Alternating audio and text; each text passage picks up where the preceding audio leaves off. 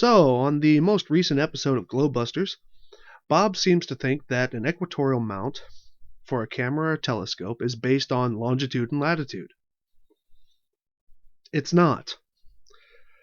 Sure, you can get computerized mounts, which will set up for you when you use your GPS or enter your longitude and latitude. But these are luxury devices and are not required. There are manual versions. An equatorial mount is lined up by orienting the elevation of the rotating axis to the north or south celestial pole, and then locking it into place. No coordinates are required for this process on a manual mount. After that, you just balance your telescope, point at your desired object, and it will always remain in the view along that single axis of rotation. And if you're lucky enough to have a motor for that, your target will always be in the center of view while the telescope or camera is moving on that one axis the entire time that it is visible in the day or night sky. That's what the device is for. And like I said, Bob's argument is false that longitude and latitude coordinates are requirements for this activity. But again, you can get computerized ones that will make this easier. Bob said that he is a AE map guy, and so is Jaron, and he said this in the same Globebusters episode. And yes, I still believe in the AE model. I still believe that there is a dome over it, and I think that I have talked about my case enough to give at least some evidence for that and why I believe that. And also in the episode, Bob says that an equatorial mount works just fine on a flat Earth. And yes, a telescope works fine. An equatorial mount works beautifully on a flat Earth. Why? Because we're on a flat Earth.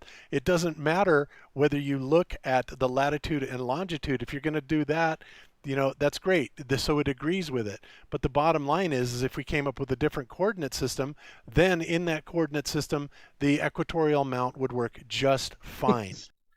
So here's my challenge. Bob should produce a presentation on the next episode of Globebusters, preferably displayed in the beginning so I don't have to go looking for it. I wish to see, modeled in small scale or in 3D, remaining pointed at only one object, we'll say the sun or the moon, which Bob has stated is about 3,400 miles above the surface of flat Earth, and track that object only on one axis, showing how it can work over a simulated 10-hour time period as the target moves across the sky.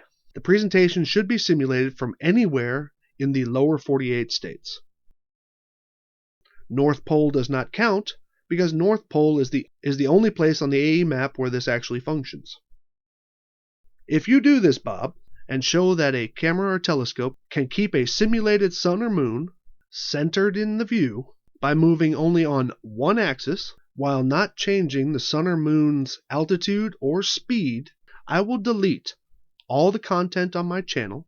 I will make a video of me facing a camera stating that Bob Knodel proved to me that flat Earth is possible. And you cannot use any undemonstrated claims such as perspective, refraction due to a dome, or otherwise.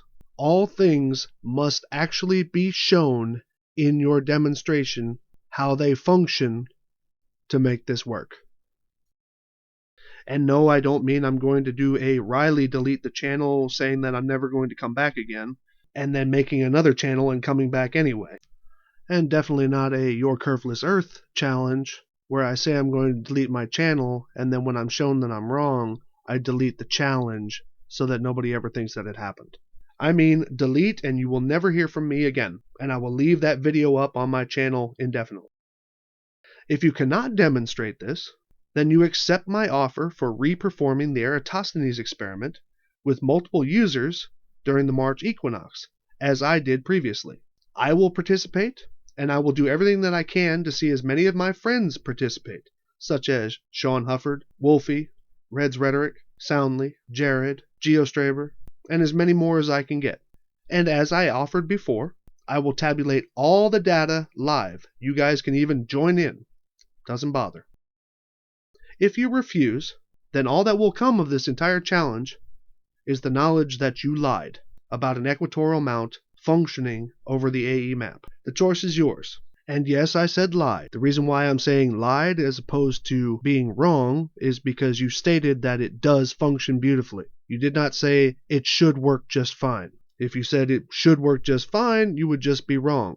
However, you stated that it does work beautifully. And it is not a viable response to say that a new coordinate system has to be developed in order for it to function across flat Earth. As I just showed you, longitude and latitude are not a requirement for an equatorial mount. Now, I'm expecting you to just blow this off and call me a troll and a shill or whatever, name is hot this week, just because it's me.